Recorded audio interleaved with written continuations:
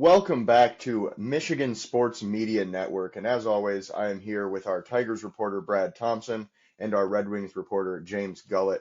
And obviously, NFL is going crazy. It's NFL free agency. But as always, we're going to start it off with something a little bit different so we can have the longer discussion later. With that being said, I am going to pass it over to James today to start off with some Red Wings talk and get this show on the road. So, James, the floor is yours. All right. Hey, hey, Happy Town. I just wanted to start off, and I have to start off with the almost goal slash the goal that never was by Lucas Raymond there at the end of the game. In case you are not as familiar with hockey as some other sports, it is not like football where if you get the snap off, you can just continue to play, or basketball where as long as the ball leaves your hand, it's alive until it goes in or not. The puck has to be 100% past the line. So even if it is on top of the line when time expires, it's just no goal. And unfortunately, down by one, Raymond had a shot that beat the goalie, who was seemingly unstoppable all night long. He had over 40 saves this night. And the puck was behind him, heading towards the net. The clock hit zero before it went in the back. And literally a half a second more, and we at least go to overtime, get 1 point, potentially can come back to win. Um, but it is almost a curse at this point in time because the Wings, I will give them credit. I've been obviously harsh on them for obvious reasons if you've been watching the games lately, but they had a hell of an effort. They were on fire. They put shot after shot. They just ran into a hot goalie. It felt like a playoff hockey game. There was really nothing they can do, and they threw the kitchen sink at the guy. So, what a game if you were a Senators fan. I mean, a good game if you're a Wings fan, besides the last point 0.5 seconds. Um, but I can at least give them their flowers for they came out there, they competed, they tried. Ottawa right now is in the playoff spot, so it's not like we lost to some nobody. The Wings unfortunately fall because of the loss in regulation even further down the pole. Uh, I wish I had better news to report, but prior to this current now 6 game losing streak, we had a 52.3% chance of making the playoffs. That is down to 7.3. So in the last 6 games alone, we lost 45% of our playoff chances. So it is not unfathomable that we can come back, but it is under 10% right now. Today's game against the Buffalo Sabres should be a game we can come back from. Buffalo is even below us in the rankings. They are coming off a win in their last game. However, before that win, they were on an 0-7 streak themselves. So they are only 1-7 their last 8 games, but they are coming off a win. So hopefully we can break their streak against them. Or if we don't, they hand us our seventh loss in a row, and hopefully we can break it on the next one. But that is going to be tough to do. Both teams combined over their last 13 games are combined 1-12. So it should be a really exciting hockey match for any of the non-diehards out there that are going to sit through this.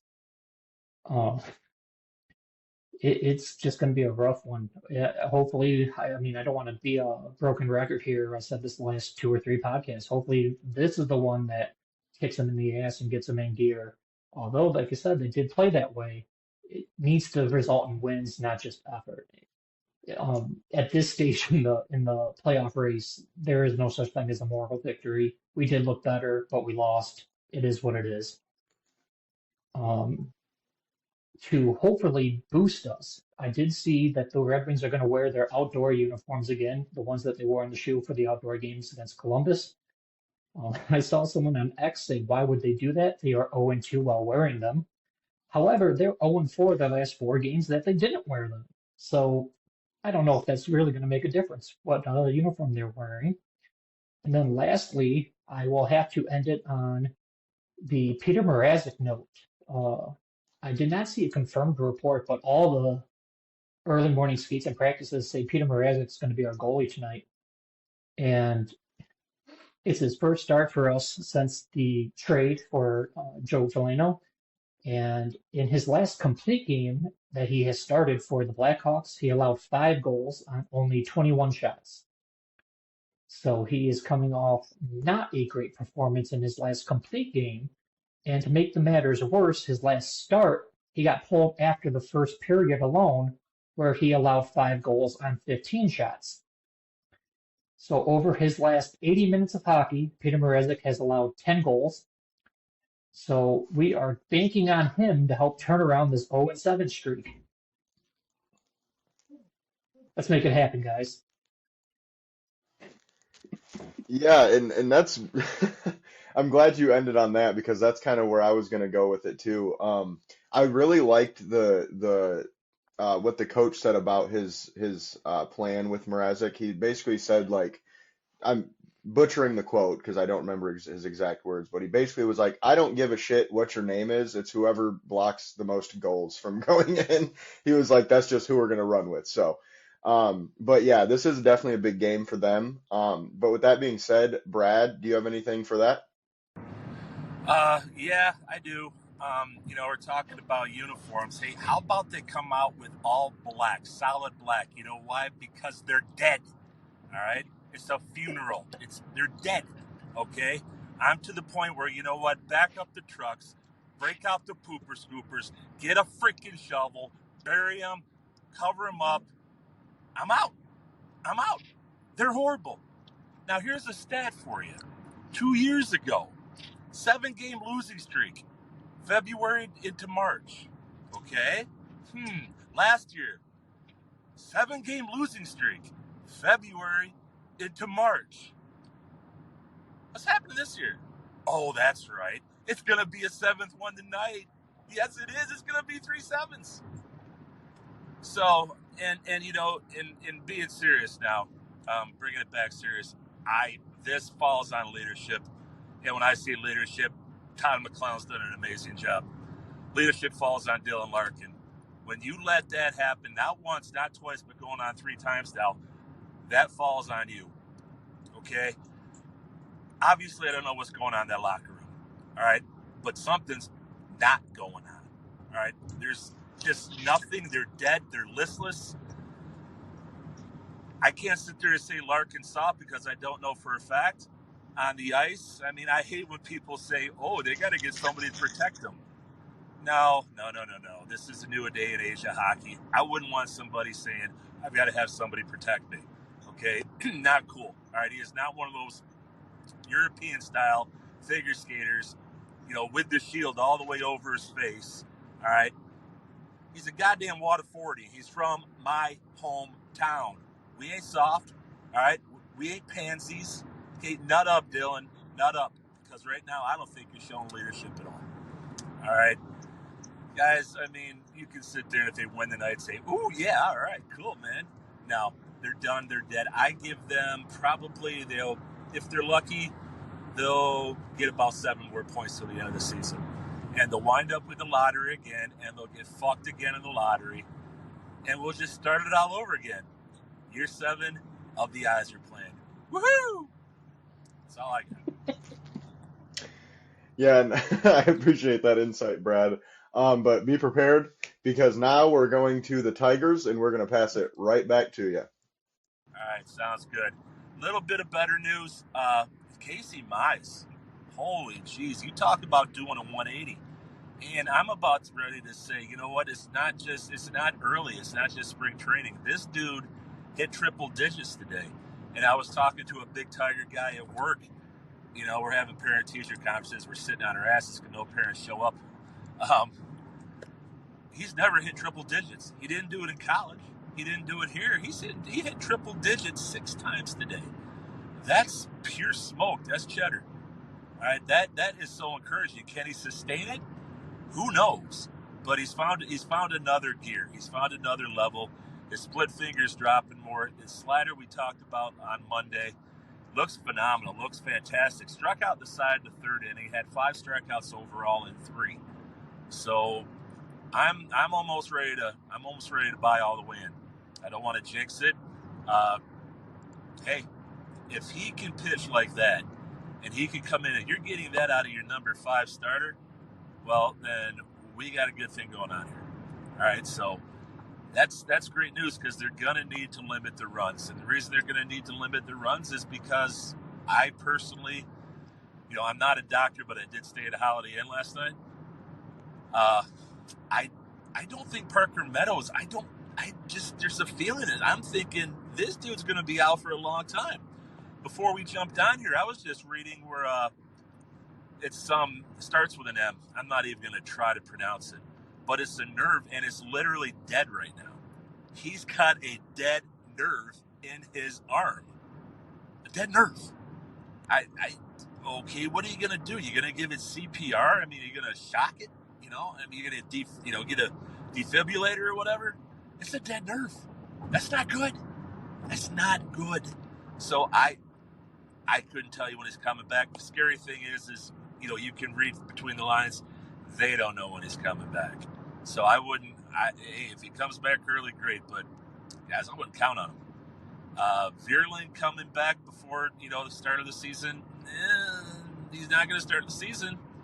What we have an issue with now is Winsale Perez, who was going to be the center fielder.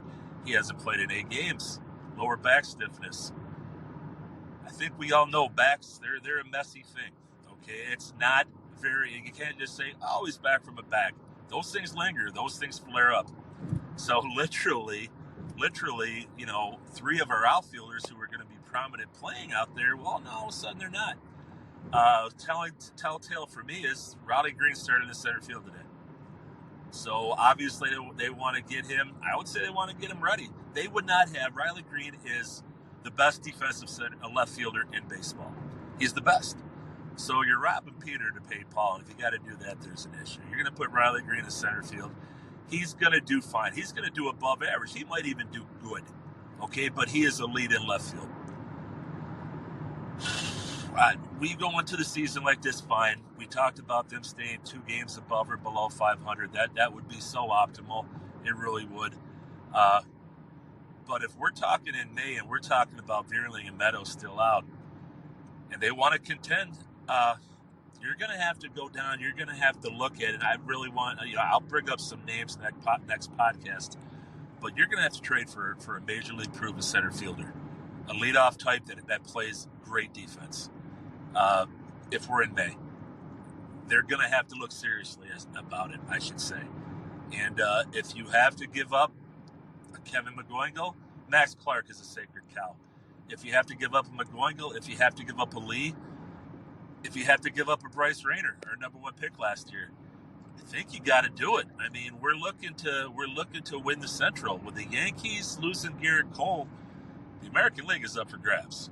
So this is a winnable league now, and we got our shot, but we're not going to have our shot without a legitimate center fielder out there.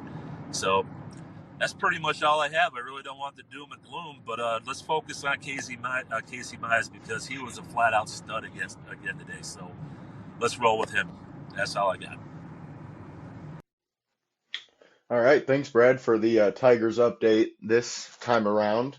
Now, thankfully, things are looking a little bit, things are looking up for the Tigers right now. So that's always good. But with that being said, we'll be pivoting to. Oh yeah, go ahead. Sorry, I wanted to jump in real quick on the Tigers while they're a topic. I was just curious if Brad was able to watch the game today. Say that again? I was curious if you were able to watch the Tigers game today. I did not watch the Tigers game today. I caught clips of it from MIL and also from Evan Petzold. Okay, I just was going to ask your. I just wanted to ask your thoughts on Torkelson. How many did he hit? He only had 1, but he also had 4 RBIs. Okay, well, again, let me preface this. It's not like the guy came over and took a shit in my bed, okay? This is not personal, all right? He didn't hit on my wife. He didn't ask to take my daughter out, all right? And he didn't steal my dog, okay? So this isn't personal. This is business. Dude, again, Casey Mize figuring it out. Spencer Torkelson figuring it out. Javi Baez figuring it out. Guys, this puts you in. That's a huge step forward. Okay. And, with Torkelson, I think AJ kind of alluded to, there's an old saying, hey, if you can hit, they'll find you a place to play. And, hey, Oh, these are not just flash in the pans. I mean, like I said, it's not personal, it's business with Torkelson. So I did not know that, and that's tremendous news. absolutely all of your criticism about Torkelson on past podcasts was warranted and very valid. I just get amusement that as soon as we start the podcast and say negative things about him, he rights the ship, apparently. I wish the Red Wings could do that, but at least Torkelson, so far, it's. Yep. I mean, put it this way, in my personal life, people love to prove me wrong, and people love to tell me that I'm wrong. So this time I will be so happy that I'm wrong. So let me say this for good luck. The Red Wings will not win another game all year long. They're pure ass. Okay? They're total trash. All right? Launch Dylan Larkin into the sun. Okay? Now hopefully that'll turn the luck around. I was going to have a hat trick tonight. Thank you. Yeah. All right. Yeah, that'd be the perfect outcome of that, wouldn't it? Now, Yeah. moving on to the Pistons. This will be pretty quick one today. Not too much has changed really since the last time we talked. They won against Washington last night. Cade had another good game, 27 points, 8 boards, 10 assists, almost a triple-double. Duran, ever since the game he had a couple days ago, probably last week now, he's really bounced back. He's been better, offensively, defensively. He's been catching lobs and throwing it down, looking like the Duran that we saw throughout the season. So pretty much what I said, or what I thought was happening, happened with him, and it was just a bad night. But with that being said, playoff seeding. Our win against Washington moved us up the playoff seeding just a little bit. I think we're still technically the 6th seed as of right now, but we do have one win more than Indiana and Milwaukee, so that can kind of change things as games are played. But just something to keep an eye on. And then last thing I got is Devin Booker. Okay, the Pistons right now are the betting favorites to land Booker.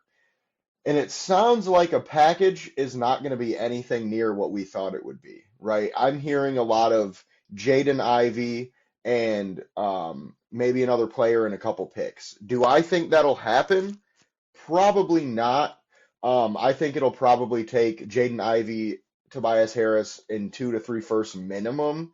I could also see them asking for a Ron Holland in that trade, which really isn't that bad, honestly. I think I would do that deal just because, like, Booker is literally exactly what you need for Cade as a running mate. And then really all you need to do is re-sign Malik Beasley, maybe get another backup center, and another wing. And I think the Pistons are pretty much ready to go. I mean, they're not going to be, betting favorites. They're not going to be, looked at like the Boston Celtics are by any means. But we could be talking about the Pistons being a legit contender, a top 3 seed in the East. So with that being said, I will pass it over to you, James, and you can take the floor if you have anything on that. I would absolutely love to see Devin Booker in a Pistons jersey. That might, uh, the only thing I would probably rather see in terms of Detroit sports, besides like a championship, would be Devin Booker in a Pistons jersey. Um, Basketball is my weakest sports, the one I watch the least, but I am always on social media. I always follow people that follow basketball. I always see articles, retweets, et cetera, et cetera. Devin Booker is from, I believe, Grand Rapids, but he's from Michigan. And he always, I mean, still to this day, even after being in Phoenix for however many years he's been over there, 6, 7, he's still constantly, like I saw him, a picture of him and Dylan Larkin at a charity golf event, and he was still wearing like an old English D hat, and he always represents the city of Detroit. And I remember when he was a draft prospect and he said how bad he wanted to be a Piston. So like this is the Pistons version of Hutch, someone that went to school here, someone that was born and raised here, someone that wants to be here. And it's just such a good story. And not only is it a good story, he's also obviously a phenomenal basketball player. Even myself, who doesn't watch a ton of basketball, of course I know who he is. Of course I know what he can do. I'm not that under a rock. But between the feel-good story and his playability, and as much as I love Cade Cunningham, but I mean, I think Devin Booker would probably be the face even over Cade. I think that's debatable, but it seems too good to be true. And for that fact alone, I'm going to say it's probably not going to happen. Yeah, and that's valid. I mean, I think most likely scenario is he probably does stay in Phoenix because it's most likely that they trade away, Kevin Durant and Bradley Beal, or at least try to, which Bradley Beal's no trade clause has kind of gotten in the way with that. But the thing about Booker is, a lot of people forget he took that Phoenix Suns team to the NBA Finals without Kevin Durant, without Bradley Beal. He did that with Chris Paul and uh, who's the big man? I'm forgetting his name. Plays for the Anytime? Trailblazers now, but yeah, DeAndre Ayton. I think about that now. Chris Paul, right? Good call. Chris Paul, he's on the Spurs now. He's a backup point guard for the most part. He's not really doing too much. I mean, obviously this was a few years ago, but even the year after that, Chris Paul was not seen as some elite, player by any means. And then DeAndre Ayton, he got traded for, I mean, not a whole lot. So if you look at it that way, like they traded for Kevin Durant to try to move over the top, and it just didn't work out. I'm not really sure why. If you ask me, I think it's because they didn't prioritize depth once they made that move. Because I think if they would have just kept Booker and KD and kind of built around those guys, they would have been better off. But then they had to add Bradley Beal, and I think that kind of derailed, their success a little bit. But one more thing before I pass it over to you, Brad. Actually, Devin Booker, kind of a funny story about him. One of my high school football coaches actually coached his AAU basketball team. So I was hearing about Devin Booker since, he was, I want to say like 17 was probably when I first like they were talking about him because he was like known as a good high school prospect and was, they were talking about where he was going to commit and all this. So like for a couple of years, I was, Devin Booker, where's he committing? What's going on here? And then I just remember like when my coach was telling us about the draft and how he's getting to go to the draft and how he's probably going to get picked at 3 or picked at 7 or whatever the case. And kind of piggybacking off of what you said, he's always wanted to be a Piston, man. He is a Detroit kid through and through, Michigan boy. Obviously, from what I can remember, he spent half of his year in Michigan and the other half, I believe, in Mississippi, because I think his dad lived up here and his mom lived down there, or vice versa. I can't remember exactly on that. So he's not like necessarily Michigan born and bred type of guy, but he lives that way. You know what I mean? He's a Michigan boy for sure, like you said. So, just kind of a cool tidbit, some little timeline crossing there. But with that being said, Brad, the floor is yours. All right, hey, I want to bring it back to last night with the Pistons, and at halftime, Natalie Kerwin entered.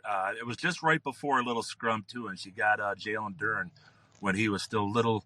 He was still a little intense, and he goes. She asked him about this. He goes, man, we love this. He goes, we live for this. He goes, bring it. We want it.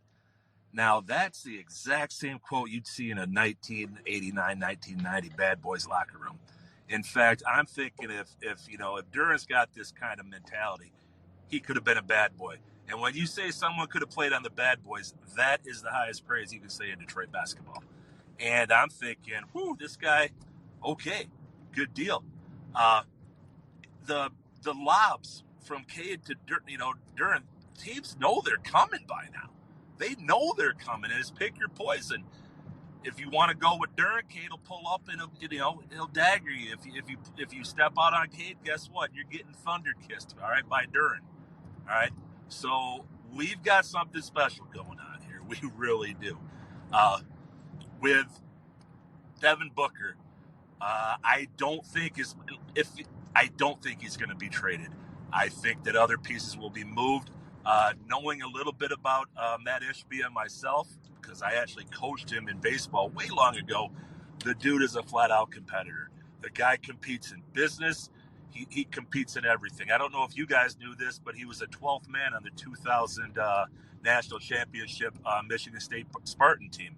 All right, they used to be called him the Human Victory Cigar because when he was in, it was over. All right, but no, he's not good. I would be shocked if he lets Booker go. He would probably say, everybody else, you can get the fuck out. I'm keeping Devin Booker because he knows, heart and soul and things like that. Now, if it doesn't work and Booker says, hey, I want out, I want out, I want out, call up the Pistons and say, the Pistons should say, hey, who do you want outside of Thompson, Duran, Cade, and I'm thinking Thompson, Duran, Cade, and that would probably be it right now. Beasley is a free agent. We got to sign him back, so wouldn't count him. But, dude, take him. Take who you want. I personally think it would require a Jaden Ivey, a Holland, who Holland's going to be pretty damn good. First round draft pick. Jaden Holland, Marcus Sasser, but I think you're looking at 3 number ones too. You're looking at 3 number ones. Now they get Booker, then all bets are off, and anything can happen with that ball club. Anything can happen. So I'm all for it as long as you keep the core in place, and that's all I got. Yeah, so that's a good point. And really, the only thing I would say about that is we have to match salaries. And for that to happen, Tobias Harris has to be included. And I don't even know if Tobias Harris, Ivy, and Holland would even match because Devin Booker's making over 50 million this year, per year. So like it's going to kind of be weird to make that trade happen anyway. And I also am kind of in the camp of I don't think he's going to be traded. I mean, think about it. Like I just said, he took the team to the finals, right? He's 29. He's not 34. You know what I mean? He's not 36 like Steph Curry is. He's a guy that realistically the Suns have under contract, I think, for the next 3 to 4 seasons. And I mean, there's really no need to trade him, even if they suck, even if they're terrible. You keep a guy like that just to kind of keep asses in seats, at that point. So I'm glad you brought that up. And, so if you're watching this, it's because you love sports. If you love sports, why not show that love with some new gear, like the 2 jerseys behind me? Fanatics has a lot of stuff on sale right now, and if you go down in the description, click the link of whatever team that you want. It'll take you to the Fanatics page, buy some stuff, and we get a small portion. It'll help us out, and you'll get some discounts on some good gear. So, with that being said, we're going to move on from the Pistons now, and we'll move on to some Lions news, what everybody really wants to hear, what we're all really itching to talk about. So far, not today, mostly today, I guess I should say, the Lions re-signed Levi Onwuzurike to a 1-year, $5.5 million deal, which I personally love. I love that move. Definitely cheaper than I thought it would be. I don't love that it's on a 1-year deal, but at the same time, you ain't getting him for that cheap for multiple seasons. And this is obviously one of those Brad Holmes prove-it deals that he loves to give out to guys who have high potential but have injury concerns or whatever the case. And Levi's coming off that back injury, so a lot of teams, from what I've heard, a lot of teams were very worried about that, and they didn't want to give him much money or a long-term deal. So he just kind of decided, I'd rather go back to Detroit if I got to prove it for a year because maybe I can win a Super Bowl. And then, with that being said, I do believe Levi, I saw a stat today, he was in the top 5 in pressure rate among all free agent players. And that's just kind of crazy because he's a guy we kind of played out of position a lot this year because of our injuries. He played a lot of, 5 tech or out, which he's more of a 3 tech, I think. He could play 5, but I just don't personally love putting him there. And I mean, the tape kind of speaks for itself. He wasn't that great there this year. So with that being said, I wonder what he could have done if we played him in position all year with Hutch, with Aleem, with Smith, with all these guys we had. I think he would even had a better year, and at that point probably would have outpriced himself from us. So I love the signing. It seems like he kind of took a bit of a hometown discount. But then also we signed Grant Stewart, the linebacker from Indianapolis. He is more of a depth piece, of course. The money hasn't even been reported yet. But it's a 1-year fully guaranteed deal, and that I would assume is probably less than $2 million. So it's not going to really hurt us much in the cap space world. by any means. But with that being said, he is a depth player, but he's been pretty damn good in the times that he's played. Colts fans, which shout out to James for this one. Colts fans have apparently been saying, he throws his body around and just doesn't give a shit. Plays with his hair on fire. Something I saw from the Lions special team coordinator Dave, I think it's Dave Phipp. He said that's where I got the hair on fire quote. He said Stewart is one of his favorite players, like period. He said the way that he plays, his aggression, his physicality is just amazing, which tells me it's a special team signing for the most part, and he'll play some rotational linebacker at best, which I'm totally fine with. That sounds great to me. But that will be, I think, our fourth special team specific player that we've signed. And that's just a little confusing. So I just don't. We'll see. I'm sure somebody's going to get cut. I would assume it's going to be one of the guys that we re-signed, just mainly because we gave this guy a fully guaranteed contract. But with that being said, he did have a 69.4 overall grade on PFF and a 70.1, I believe, run D grade and something in the 68s in terms of pass defense. So he's still a solid player when he does play. But moving on from that, let's talk about some players that are available that could help us out on the pass rush front. Some pass rushers that are left to sign. There's some solid players, nobody crazy, but some decent guys still available. We have young guys like Aziz Ojulari. We have Josh Uche, who's I think 27. And then we have some older guys, like Von Miller and Zadarius Smith and Matt Judon and Calais Campbell.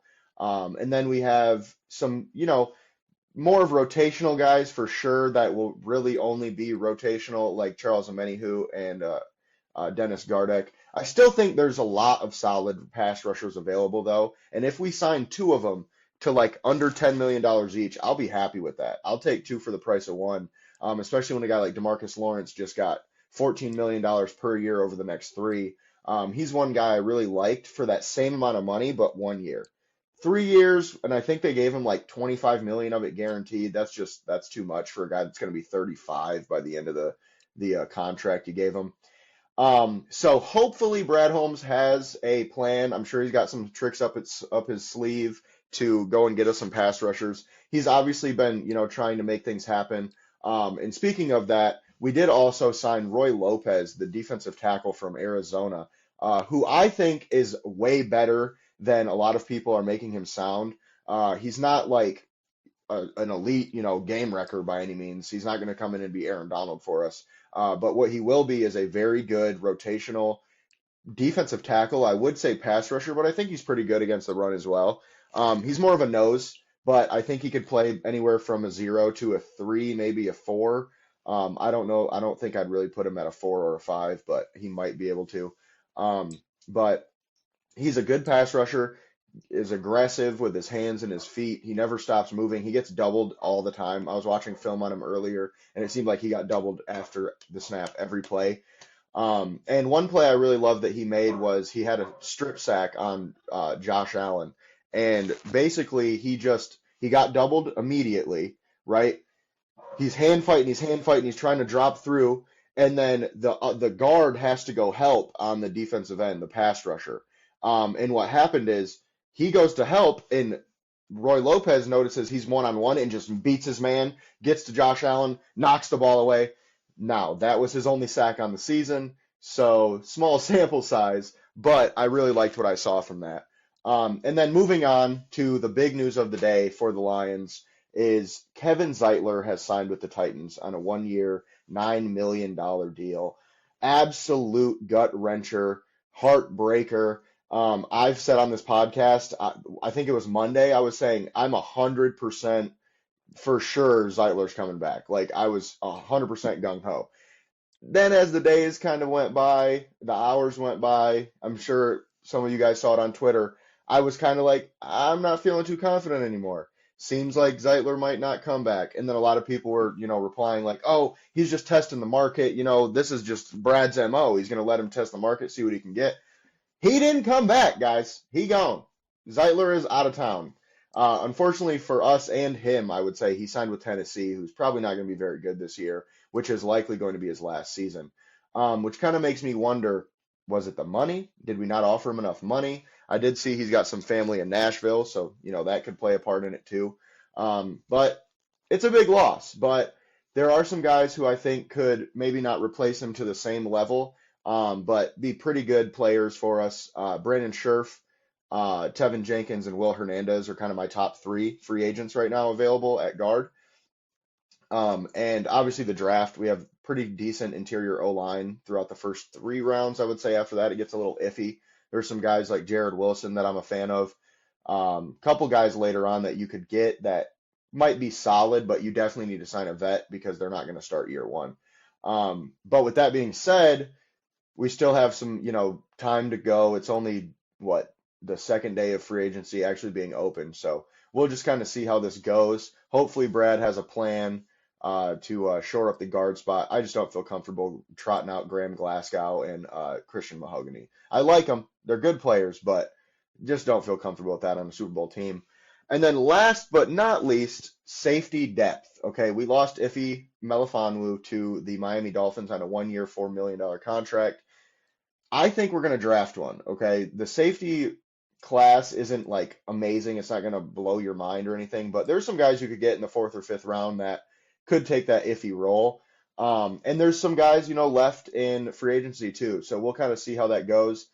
I know Brad's got a plan. I just know he does. I know he's making calls. He's working shit out with his guys. He's like, okay, what are we doing here? What are we doing there? And unfortunately for us, guys are falling off the board as it's happening. So hopefully we'll make it at least. If we don't sign an edge, we better sign a guard and vice versa. Like, that's how I feel right now. If you don't sign either, we're fucking ourselves in the draft because we do not have 2 first-round picks anymore. We don't have, the top, top capital to give up to do anything. So we have the 28th overall pick, and then we have a 2nd-round pick, and then we have a 3rd-round compensatory pick. So that's end of the 3rd round, basically a 4th rounder. We got to make some moves in free agency if we want to win the Super Bowl. And I'm not saying we need to go make splashes, but I'm saying depth is key, as we saw with the injuries last time.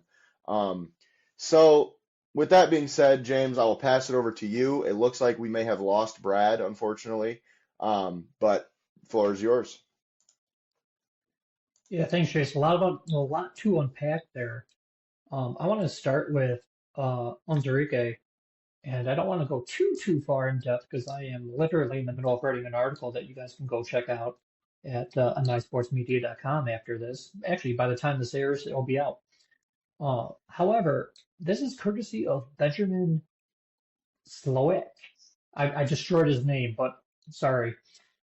He pointed out on X today that these are numbers in terms of pressure rate among defensive tackles that have signed new contracts this free agency period. Milton Williams has a pressure rate of 12.5. Kershawn Wharton has a pressure rate of 8.2. Javon Kinlaw has a pressure rate of 6.9. And Levi Onwuzurike has a pressure rate of 9.7. So out of those 4, Onwuzurike is a good 1.5% above second, who is Wharton. Now, their new contracts. Williams signed for $26 million per year at his 12.5 pressure rate. Wharton signed his deal at $18 million per year for his 8.2 pressure rate. And Kinlaw signed $15 million per season at a 6.9 pressure rate, which brings me back to Onwuzurike with his 9.7 pressure rate and only $5.5 million. So in terms of bang for your buck, he is only less than 3% behind Milton Williams, but 20.5 million per year less than Williams in terms of payroll. So Brad Holmes does it again. Onwuzurike had a terrible back injury in college. I have talked to several Lions fans who kind of given up on him. I know some people say he had a good year last year, but that's 1 out of 3 or whatever. That was the first year he was healthy. Like he is a damn good football player, and his best year was the Lions' defensive line's worst year. So without Hutch, without McNeil, without Kaminsky, without these depth pieces, without Davenport, he still had his best year. So going back to what you said in terms of and what we've talked about in past podcasts, if you give him McNeil, Hutch, and then insert rookie, free agent, whoever, or even just Davenport if he's healthy, he's not going to demand the double teams at least right away, and he is gonna hopefully feast. He gave us a glimpse of it, and I feel like the 1 year deal was Enrique's idea because I think he knows he's going to have a good year, and I think he knows he's going to get paid bank in the following off season. So he might be 5.5 million this year, but he might be a $20 million guy next year. So I wanted to point out those numbers with the contract. It's a low risk. I mean, even if something happens to him, just kind of like the Davenport, which I wanted to talk about last podcast, but we were over on our time.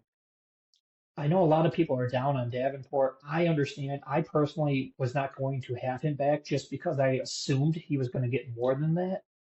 But if I'm not mistaken, his base salary is only 1.5 million, and with incentives, it is up to 4.75. So even if he hits all of his incentives, even if he hits all of that stuff, he's still less than 5 million. And I'm preaching constantly about it. For the right price, I'll take about almost anyone, and that is definitely the right price, and or at least a price I have no issues with. So even though I wasn't the biggest fan when I heard he came back, once I saw the deal, that's a steal. You can't go wrong with that. Brad Holmes, per usual, is cooking. And then the other thing I wanted to touch on, like you said, is the safety depth. Potentially lack thereof since we lost Melvin Fonru. I know we obviously have Kirby Joseph and Brian Branch. Branch can play and has played that nickel position fairly often, which opens up when Melanfanu got healthy. Branch moved from safety to nickel, so that way Melanfanu could play. Um, my big thing, and once again, maybe it's just tea leaves, maybe it's destiny, maybe I'm just full of crap. But the compensatory pick we got for Aaron Glenn is pick 102. That has been announced. That's what pick we are getting for him. Kirby Joseph was pick 97 in his draft. So, I mean, I realize it's 5 picks later, but we can get a safety right around that pick 100 mark. That's pretty damn good. So, I'm not going to lose my confidence, lose my faith, or even freak out about it. I was worried that the Lions were not being as aggressive as I wanted them to be. And then when I kind of just sat back, looked at the big picture, looked at past off seasons, how they conducted themselves, and looked at how they're doing it this year, it's the same MO. It's the same thing. I remember being upset with them last off season that they weren't super aggressive in free agency, and it worked out pretty damn well. I know we didn't win a playoff game and everyone's upset, but if we didn't have the injuries, I mean, I understand if wishes were fishes, the world would be an ocean. But we could have had, and we did have a special season. We even with the injuries, we were 15-2, guys. Like, calm down, let Brett Holmes do his thing. He clearly knows what he's doing. I don't know if you, the viewer, or you, Jace, have seen the Inside the Den episode they just released last night about the coaching staff. After watching that, I have so much faith in this front office, this franchise, this coaching staff. Everyone is on the same page. Everyone talks about the not only player chemistry but the coaching chemistry, and I think we're in for another damn good show and another damn good season. I know the Vikings and the Bears have been spending and just buying players left and right. We don't have to do that because we're better than them. They have to do drastic decision makings like that to catch up to us. All we have to do is get healthy, have this draft class come in, get acclimated to the team, and go to work.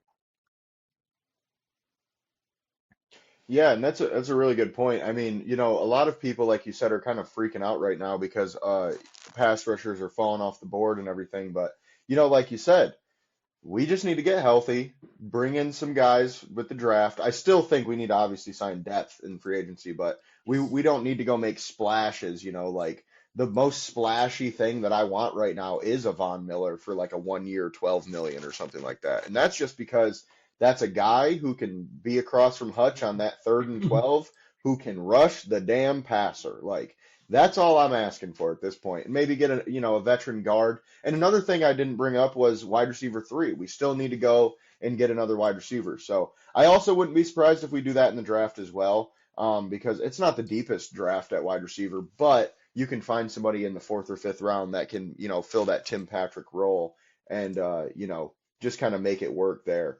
But with that being said, now we can pivot to our last thing of the day, NFL rumors as a whole. And this should be somewhat quick. There's not really too much going on outside of obviously free agency, but I feel like everybody kind of knows what's going on for the most part. So we won't sit here and talk about every single deal that's happened. But the big things, obviously the quarterback carousel. Daniel Jones signed with the Colts.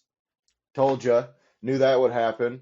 I think it was like Monday or Sunday they came out and were like, "Oh, Daniel Jones is in between the Vikings and the Colts," and I was like, "I think he ends up in Indy," and everybody commented and was like, "Why the hell would he want to go to Indy over Minnesota? He'll be the starter in Minnesota. They're a better team and this and that." And I said, "Well, JJ is gonna start as soon as he's ready." Okay. Yep. I mean, literally at the moment that they see JJ in practice and they think he might be ready, he's gonna be the guy.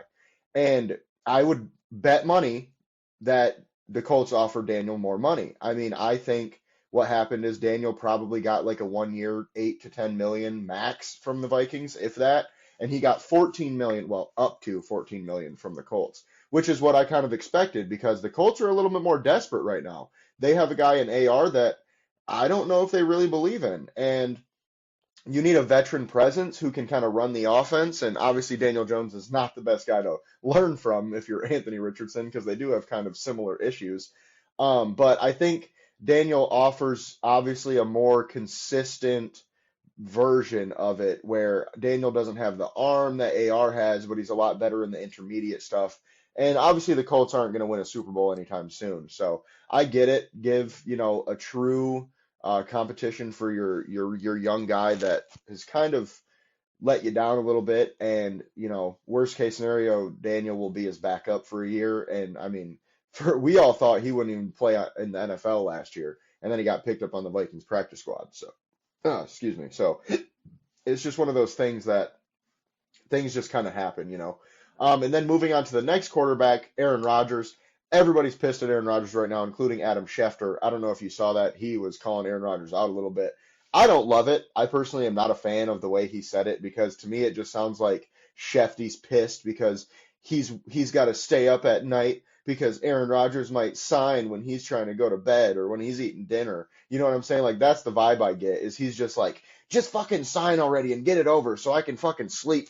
You know what I mean? Like, Yeah. and I just feel like we kind of miss the fact that these are humans. Like he's like, either you're gonna play in Pittsburgh or you're gonna play in New York. Just fucking pick one. And it's like it's not that simple, man. Pittsburgh is a lot different from New York. If you just look at the cities, like, and that's the big thing people don't take into account in this. Really, every sport, free agency or drafts or whatever. Like when someone gets traded, they don't even know it's happening until it happens. So imagine, right? You're at work and you're just doing your job, or you're at home and you get a call and say, "Hey, man, uh, uh, wherever you work, we're gonna trade you to the fucking corporate office in fucking Saskatoon. Good luck, buddy. See ya." You know what I'm saying? Like that. Sports are the only time that happens. So I just think we need to kind of take that into account a little bit more and understand that these are humans. They have to uproot their lives. Obviously, Aaron Rodgers doesn't have kids and shit, but a lot of these players do, and it's just something to take in consideration when guys aren't signing right away. There's a reason for it. And then with that being said, I do think he ends up in New York. I personally feel he just wants to see kind of what happens in free agency. I think Pittsburgh getting DK might have taken them up a little bit on his radar, which I would understand. I think they're a little bit better of a team right now too, but I just think he'd rather stay in New York. It's a little bit easier for him, and I think that's why he's taking so long because he's basically going, do I want to stay in a big city with a not great team, but I'm in New York, I'm playing for the Giants, or do I want to go and maybe try to win some more? I mean, I'd go with Pittsburgh for that reason, but I will say I've been in Pittsburgh and I don't love the city. I don't know what it is, but it's just the layout of the city is weird as fuck, and I just don't love it. Like driving through there, everything's a mountain. There's fucking hills. Like there's houses that their driveway is like literally a mountain. Like you have to drive like this to get up the bitch. I'm good, man. And if I was Aaron Rodgers, I'd be taking that into account too. But with that being said, moving on to another possible New York Giants quarterback, Russell Wilson. He's got a visit with the Cleveland Browns and the Giants this week.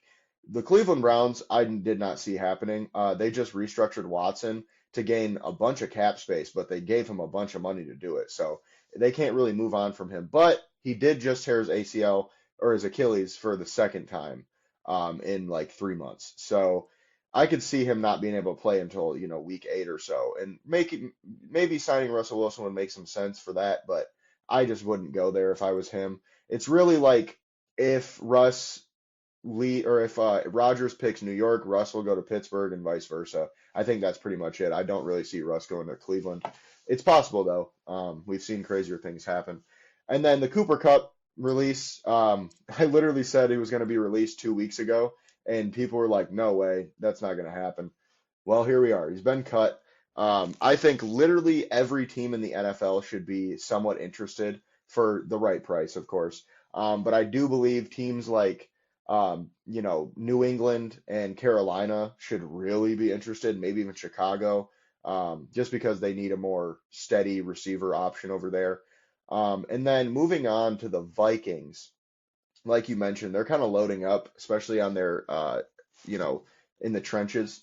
They signed Will Freeze, the guard, to what was it, 17.5 million per year. They gave Javon Hargrave, the defensive tackle, I think 10 million per year. Gave Jonathan Allen, the defensive tackle, 20 million per year. I mean, they're doing good. And most people just want you to rag on the Vikings. They want you to rag on the Bears. They want you to rag on the Packers. But I'll tell you what, the Bears and the Vikings are doing some good things. Regardless of, our feelings about that team, they're doing good things, and I don't like it. And that's the problem. That's how you know they're doing good, because I'm like, shit, this is I don't like seeing this happen. It's like, damn, the Bears done signed 2 guards and a center, or traded for 2 guards and signed a center and got a defensive tackle and got an edge rusher. And then we got the Vikings pretty much doing the same thing. And it seems like they're both building from the trenches out. And I don't like to see teams I don't like doing the right things, making the right moves. It just pisses me off. So it's like, we'll just see what happens on the field. But right now, I don't feel too good. And then Chase Young re-signed in New Orleans, $17 million per year, right about where we thought he would. Kind of surprised he re-signed. I figured he would leave, but it is what it is. I'm not paying him $17 million a year. And then Evan Ingram to Denver. I really love this fit. That's kind of why I wanted to talk about it. 2-year deal. I think he's going to ball. I think he's going to have a great season over there with Bo Nix. They don't really have, a legit wide receiver one. I know Cortland Sutton is the wide receiver one over there, but I could see Ingram commanding a lot of those targets. And they just didn't have a good tight end last year, so I could see that really making a big difference. And then Darius Slay signed in Pittsburgh, 1 year, $10 million. Stays in Pennsylvania, at least, I guess. He said he wanted to play with Philadelphia or Detroit and ends up in Pittsburgh. So seems like Philadelphia and Detroit probably just didn't really want him, at least for the price he wanted. So is what it is on that front. I'm not too upset about that. And then Texans offensive line, don't know what they're doing there. Looks like they're going to have a bunch of backups playing guard right now. They traded their left tackle like we talked about last time. And then I mentioned, DeMarcus Lawrence signed with Seattle, $14 million a year. And then last but not least, second to last, Kirk Cousins. Still some rumors that he might get traded because his I think it's a 10 or $15 million guarantee kicks in on Sunday of this week. So they're trying to move him. I don't see it happening unless they give up picks, because that is a shit contract for a guy that can't even push off of his right leg realistically. Like when he plays, you can just tell he can't even do wide zone from under center because he has to take too many steps and he's too damn slow because of his Achilles. And that's another thing with Rodgers I think people didn't take into account. He's 40 something years old, tore his Achilles the year before, and I think he still played okay. So I think he'll be a little bit better next year. And then the last thing I wanted to mention before I pass it over to you, James, trades. The NFL trades are going crazy right now. I feel like this is the most trades we've ever seen in like during free agency. I feel like usually we see a lot of trades before free agency and then after. Well, obviously free agency doesn't really end until the draft, but before free agency and then once the draft hits, we see a little bit more trades, and then after the draft we'll see a couple. But the big trades, the small trades, trades in general are just kind of going nuts right now. And I love to see it personally because I love to see, some shakeup happen.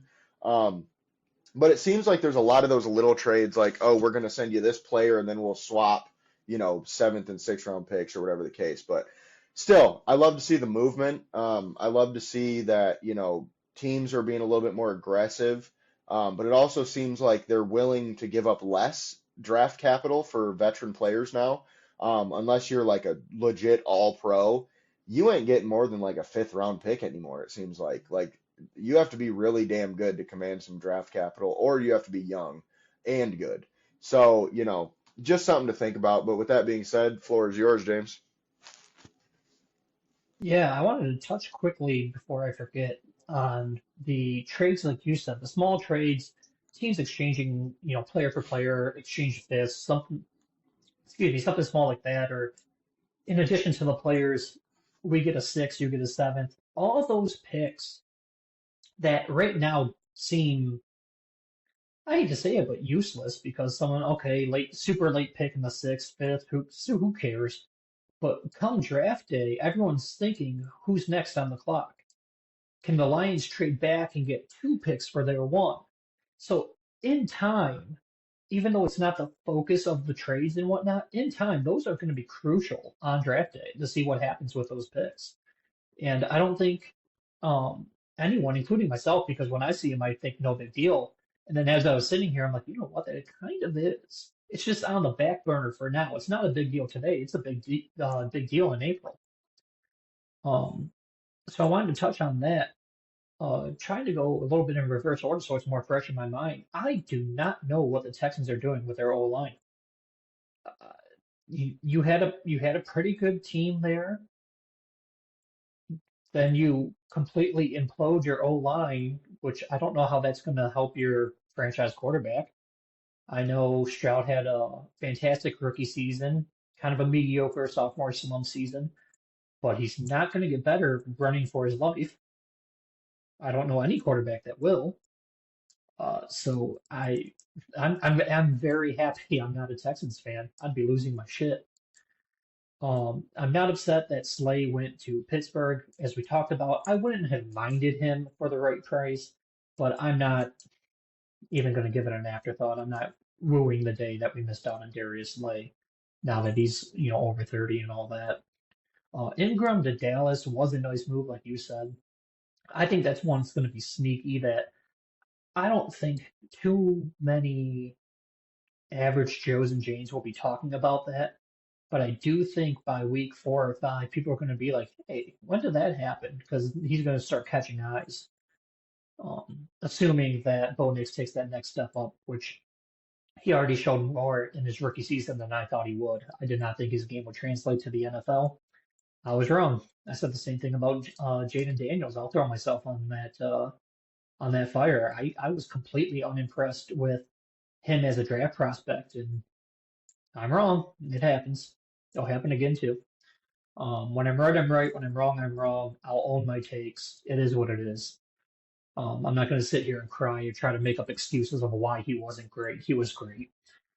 I do think Rodgers is done. I don't care where he goes. I don't think almost like no, I'm not going to do that to him. I was going to compare him to Zeitler a little bit.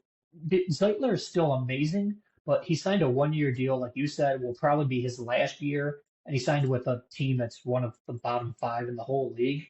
So although Zeitler himself still has it, I feel like he's hanging out with family, going through the good vibes, kind of doing a retirement tour kind of deal. Um, but he's not winning there, and that's nothing against Zeitler. Like I don't want to speak ill of him, but I do think Rodgers is done. It doesn't matter where he signs.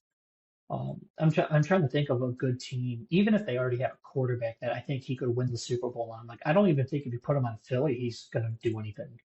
Like I just don't think he has that much left in the tank. Um, I mean, I could be wrong. Obviously, that's not going to happen anyways, but I just think Rodgers, too many injuries, too old. Father time gets us all eventually. Uh, Cooper Kupp, I think would be, and it's funny because it goes against what I just said, but since he's released and you no longer have to trade for him, I'm curious on if the Lions at least call him. I'm not saying the Lions should sign him. I'm not saying that we should go out there and give him a blank check. But he has a rapport with Goff, even if it's been a few years. He's caught balls by Goff before. He knows Brad Holmes. The Lions need a receiver three.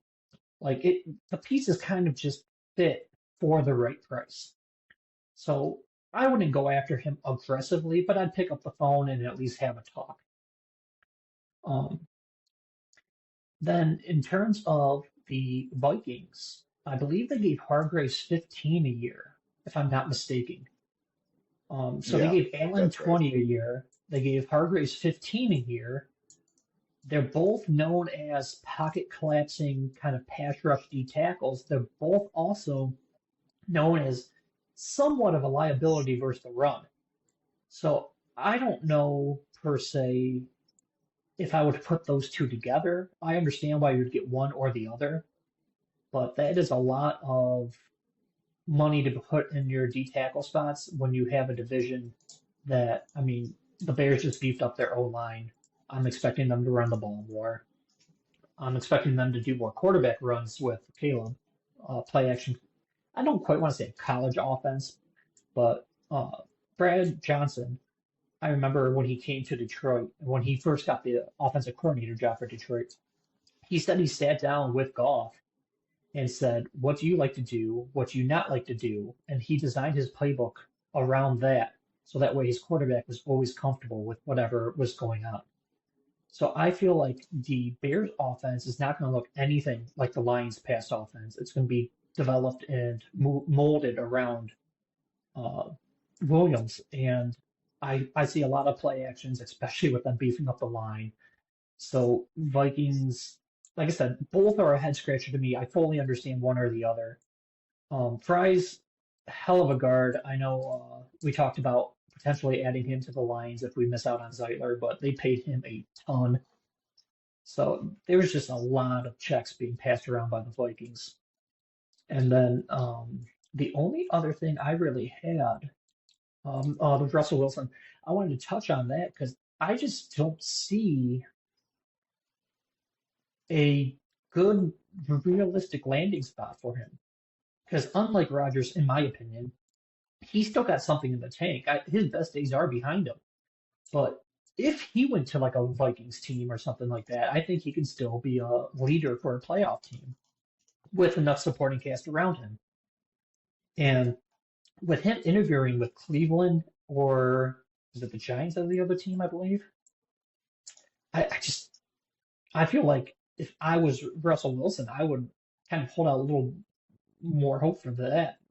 Maybe even sign with a contender for less money and just in case someone gets hurt because it is the NFL. But I don't see the situation in Cleveland being very good. The Giants, I could have a 20-minute roast on the Giants. So, I mean, they're just not good. And then the only other thing I really wanted to bring up before sending it back to you is while we were on the podcast, the Jets have released linebacker C.J. Mosley. And I'm just curious on what his price was because I do not know what his contract was. But I would be curious to, once again, kind of like a Cooper Cup situation, pick up the phone and call. I wouldn't go all out for him or anything like that, but I would at least call and gauge the interest level on that. I'm curious on what you think about that. Yeah, on the CJ Mosley front, he was getting paid. I think he was getting like 17 million or 15 million a year, so it totally makes sense that they would release him. I'd pick up the phone too. Why not? Like same thing with Shaq Thompson. He's another linebacker that's available that I think for the right price, but like you said, there's a right price for anybody. So for the right price, I'd definitely bring him on just because we're one of those teams that's trying to, build for the future. Or win. I mean, win Super Bowls, not build for the future anymore. That was just Freudian slip there. Um, but and on the Aaron Rodgers front, and I think and we've talked about this before. I just disagree with the fact I don't think he's cooked. I mean, he was eighth in yards, he was seventh in touchdowns, and he only had 11 interceptions. And now, James, if you had to guess, do you think the Jets were throwing the piss out of the ball? No, I would assume that they would run it with I'm space Brees Hall. I would figure they'd pound the Right. rock with Brees Hall. That's what you'd think, right? But then you look at Aaron Rodgers' stats, and he threw it over 35 times. One, two, three, four, five, six, seven, eight, 9 times last year. And he threw it over 40 twice. He had 39 attempts three times or twice, 54 attempts in the last game against Minnesota, and he had 42 against the Rams. Now, of course, take this with a grain of salt, but I just feel personally that O-line was not very good, right? They Correct. have some good pieces there at O-line, but their tackles were pretty rough last year. And I just think that if you put Aaron Rodgers in an offense, like once they got Devontae Adams, they looked a little bit better too. But I just think if you put him in an offense that has a better O-line, better coaching, I think really was a big issue for the Jets last year. They fired their head coach at like what, 5 games in, 6 games in, and it just was a shit show. The owner is just Jerry Jones 2.0. And I just think that everything went wrong with the Jets. Now, I mainly bring this up to say that I think he would win a Super Bowl with the Eagles if he played for them. I'm just also not really huge on Hurts. He's a good player, don't get me wrong, but I also think Rodgers could do some things throwing the ball that Hurts can't. And I think they can maybe open up their offense a little bit that way. But I mean, other than that, call me crazy, the Lions, man. I think he could come here and do what Goff is doing. Obviously not as well, or at like such a high rate. He's not going to have almost 5,000 yards, but I think he could win. But it's just going to take, he's more of a Kirk Cousins type now. And on the Russell Wilson front, I think they're about even, in my opinion, right now. I do think I would personally prefer Russell Wilson because he has some added mobility. But even then, it's like very close for me. But with that being said, that's really all I got. If you have anything else to say before we close out. Yeah, I took a peek at Roger's stats here for myself, and I mean, obviously, like you said, you're right, and I would like to walk back slightly, because being top 10 in yards and touchdowns with only 11 interceptions is pretty damn good. Maybe it was a volume thing. I will say his QBR was only 25th best. But yeah, I mean, he does have better stats than I would have thought. So I will walk back some of the hate. Maybe it's just lingering inside me from all the Green Bay days. But yeah, those are better numbers than I would have thought with that offense and whatnot. So I will double tap and say my bad on that for the most part. I mean, they're still not his prime numbers, of course, but those are better than I was thinking that he had, to be fair. That being said, he's still not going to win with the Giants. But No, definitely not. And that's why I kind of would definitely, if I was him, I'd definitely be looking at Pittsburgh more than the Giants. Because if he well, goes yeah, to the Giants, he's kind of he's cooked if he goes to the Giants. I mean, it's over with. He really has no chance to do much of anything. And with the QBR thing, I thought the same. That's kind of an atrocious QBR, but that's kind of why I brought up the attempts. And actually, I lied because he threw over 35 in 11 games. I was wrong, not just 9. He had 42 against Denver and 35 against New England as well. 584 attempts on a season where he was 41 and had just torn his Achilles. I just think if you look at it that way, it seems to me like the Jets were just saying, go be Rodgers, man. Go be that elite guy we know you are. Well, he's not anymore, unfortunately. So it's a little late for that. But with that being said, that's going to do it for this one. We appreciate you guys for watching. Michigan Sports Media Network, as always. Follow us on Twitter at MI Sports Media. James will be at Gullet_James. I am at JSoSweet. And Brad, unfortunately, who we lost halfway through the show, he is at BT8Ball. And then you can find us at misportsmedia.com for all of our articles, our news updates, and all that. But with that being said, thank you for watching, and we will see you guys on the next one.